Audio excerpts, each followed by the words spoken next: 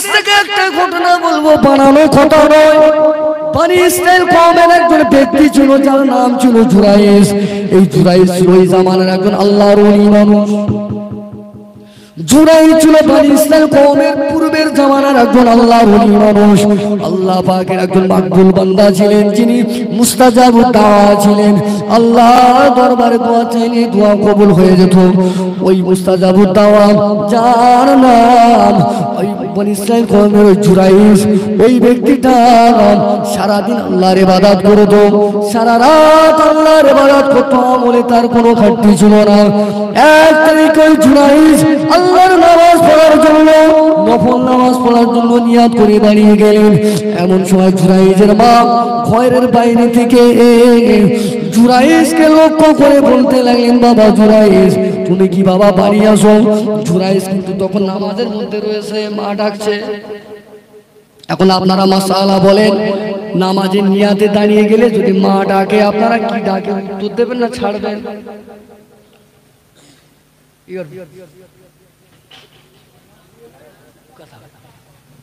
কি করবেন? ধরো আপনি নামাজ পড়ছেন, আপনার মা ডাকছে, কি করবেন? এখন নামাজ ছেড়ে দেবেন না পড়বেন? পড়বেন। এদিকে লোক বলছে পড়বে, আপনাদের এদিকে লোক কি বলছে? একটু হ্যাঁ যা হ্যাঁ না যা ভুল আর ভুল ঠিক যায় হোক, ছেড়ে দিয়ে পড়া যাবে। তবে ওটা কোন নামাজ? নফল নামাজ। নফল নামাজ যদি কেউ নিয়াতের ভিতরে থেকে যায়, শরীয়তের মাসালা হলো নফল হলেও নিয়াত করা হয়ে গেলে ওই নামাজটা আদায় করা ওয়াজিব। কিন্তু পিতা মাতার সেবা করা ফরজে আইন কিংবা ওয়াজিব, দুটোই। পড়ছেন আপনি নফল নামাজ, হুকুম হচ্ছে কিসের? ফরজ ওয়াজিব। আপনাদের ছাড়তে জুরাইস এমন সময় নামাজের ভিতরে ভাবতে লাগলেন, আমি তো নামাজ পড়ছি আল্লাহ, এদিকে মা ডাকছে, আমি কি করব? মনের ভিতরে এইরকম চিন্তা ভাবনা হয়, মায়ের ডাকের উত্তর দেয় না, মা ডেকে ডেকে ডেকে ডেকে ডাকছে, ডেকে যায়। জুরাইস এমন সময় সিদ্ধান্ত করে নিলেন, আল্লাহ আমাকে সৃষ্টি করেছে, সেই মালিকের নামাজ আমি আদায় করি, সুতরাং আমার মালিকের নামাজ আমি আদায় করব, মায়ের ডাকে পরে সাড়া দেব। এই মনে করে জুরাইস নামাজ আদায় করে নিলেন।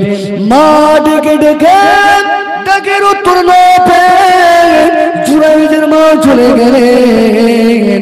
আবার কয়েকদিন পরে জুরাইস নামাজের ভিতরে রয়েছে, এমন সময় আবারও তার মা এসে তাকে ডাকে, কিভাবে বাবা জুরাইস রে, আমি তোর মা এসেছি বাবা, তোর সঙ্গে আমার বড় প্রয়োজন পড়েছে বাবা। এ বাবা জুরাইস বাড়ি আছিস নাকি? জুরাইস সেদিনও ছিল নামাজের ভিতরে, সেদিনও জুরাইস মায়ের ডাকে সাড়া দিল না। আবার এইভাবে কয়েকদিন পরে তৃতীয়বার আবার একদিন জুরাইস নামাজে দাঁড়িয়ে গেলেন, তার মা এসে আবার তাকে ডাকছে, বাবা জুরাইস রে, এ বাবা ছেলে জুরাইস, আমি তোর গর্ব ধরে নি মা, বাবা তোকে পেটে ধরেছি 10 মাস 2 দিন বাবা, কেন আমার ডাকে তুই সাড়া দিস না রে? জুরাইস নামাজের মধ্যে রয়েছে, তো কি ডাকের সাড়া দেবে? ডাকের সাড়া না পেয়ে জুরাইসের মায়ের জবান থেকে একটা কথা বেরিয়ে গিয়েছিল, বেটার ডাকে সাড়া না পেয়ে একটা ছোট্ট করে বদদুয়া দিয়েছিল, বলেছিল, বাবা তুই যতক্ষণ আমার ডাকের উত্তর দিসনি রে, আল্লাহ পাক যেন তোর অচরিত্র নারীর খপ্পরে ফেলে দেয়। কোন নারী? অচরিত্র নারীর খপ্পরে ফেলে। অচরিত্র নারী মানে বুঝলেন তো, তার খপ্পরে যেন তোর ফেলে। তুই আমার কষ্ট দিচ্ছিস, তোর মা আমার কষ্ট দিচ্ছিস, তোর 10 মাস 2 দিন তোকে পেটের ভিতরে নিয়ে কত কষ্ট পেয়েছে, তুই আমার ডাকে সাড়া দিস যা। সেই জামানার সব থেকে মান সম্মান কর কাজ ছিল। এক একটা জামানা এক একটা পাপের সম্মান কোয়ালিটি থাকে, কোয়ালিটি অনুযায়ী সেই জামানায় ওইটাই বেশি টাইটেল ছিল, মান সম্মান বোধ ছিল। এখন তো এসব কোনো ব্যাপার নেই, এখন ওইসব কোনো ব্যাপার নেই, ওইসব কাজে যারা লিপ্ত তাদের সম্মান বেশি। তাদের চেয়ার ছাড়া তাদের সব জায়গায় তাদের দৌড় ঠেলা হাল ঠেলা সব রয়েছে সমাজে জাহেল মূর্খ এরাই সম্মান পাচ্ছে আলেম শিক্ষিত নামাজি মানুষদের সম্মান আছে ও নবীর রাসূলেরা বিপক্ষে দেওয়ানা সুরাইজের মা ওই সময় এই কথাটা ফতোয়া দিয়ে চলে গেলেন এমন সময়তে কিতাবের ভিতরে এসেছে কয়েকদিন যেতে না যেতে জুরাইজ প্রকৃত পরিমাণে একটা অচরিত্র নারীর বদনামে পড়ে যায় হঠাৎ করে একটা নারী প্রেগনেন্ট হয়ে গেছে আষাঢ়ে গল্প টেনিদার গোপাল ভাঁড়ের গল্প বলছি না হাদিসের কথা মা বাপের জবানের কথার কত মুসলমান এটাই বলতে চাই আজ মায়েদের গুরুত্ব ছেলেরা দেয় না মেয়েরা দেয় না ও নবী উম্মতেরা জুরাইজ কিন্তু ছিলেন আল্লাহর ওলি মানুষ ওই জুরাইজ যখন খপ্পরে পড়ে গেলেন ওই নারীটা এমন সময় জুরাইজের বিরুদ্ধে রাজার কাছে নালিশ দিয়েছে রাজা রে জুরাইজ আমার সঙ্গে অপকর্ম করে আমাকে প্রেগনেন্ট করে নিয়েছে আমার গর্ভে যে সন্তান হয়েছে এই সন্তান হলো জুরাইজের সন্তান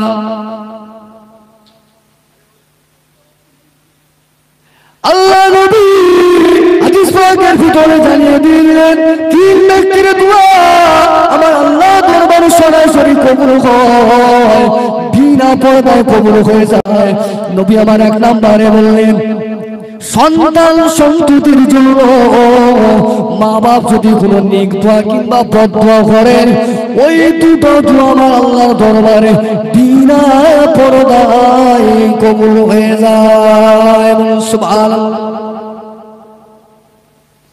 অতএব যারা মা বাপ হয়েছে আপনাদের একটু ধৈর্য ধরার ব্যাপার আছে উটপাট ছেলেগুলোর অভিশাপ দেবে যদি রেগেও যান যে অভিশাপ দিতে একটু ভালো অভিশাপ যে আল্লাহ যেন তোর হেদায়েত দান করে বলুন সুবহানাল্লাহ গাড়ি তোলা খেয়ে হ এইসব এরকম নজির আমাদের চোখে অনেক আছে মায়ের কথা শুনে ভুগেছে আছে অনেক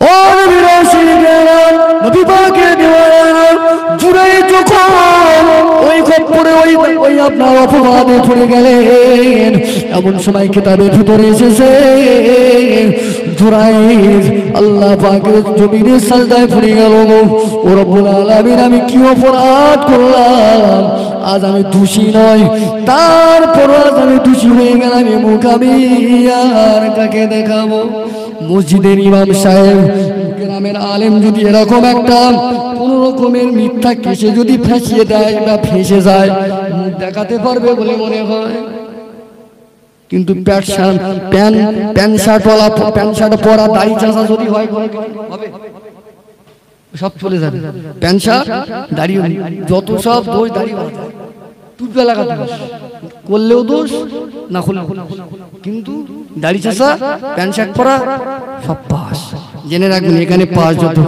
কবরে গেলে তো পাস এখানে পাস কবরে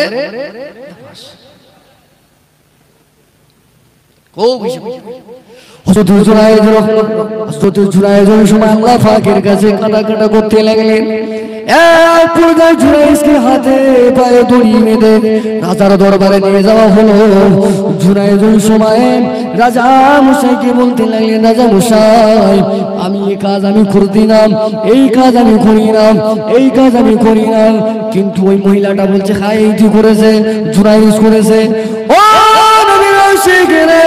দেখা গেল জুরাইজ বলেছিলেন ঠিক আছে আমি অপরাধ যতক্ষণ আমাকে সময় দিতে হবে আমি যদি অপরাধী প্রকৃত পরিমাণে হই অবশ্যই সাজা আমি নেব তবে ওই মহিলাটার পেটে থেকে যতদিন না সন্তান প্রসব হবে ততদিন আমাকে সময় দিতে হবে তাই দেওয়া হলো যথারীতি ওই মহিলাটার সন্তান প্রসব হয়ে গেল জুরাইজকে আনা হলো ওই মহিলা এবং সন্তানকে রাখা হলো এমন সময় জুরাইজ ওই মহিলাটার কাছে গিয়ে ওই বাচ্চাটাকে লক্ষ্য করে বলতে লাগলেন, বাচ্চার আমি জুরাইজ আমাকে যে আজকে তোমার মা আমাকে যে অপবাদ দিয়েছে, এখন তুমি সত্যিকারের ভাবে বলো তোমার জন্মদাতা পিতাকে। ওই সময় জুরাইজ বলার সঙ্গে সঙ্গে ওই বাচ্চাটার আল্লাহ জবান খুলে দিয়েছিল। ওই বাচ্চাটা বলেছিল, এই সমাজের মানুষেরা জুরাইজ বেশাক আল্লাহর ওলি মানুষ, জুরাইজ আমার পিতা নয়, আমার পিতা হলো জঙ্গলের রাখাল। আস্তে করে বলতেছেন কেন? সুবহানাল্লাহ জোরে বলেন না সুবহানাল্লাহ।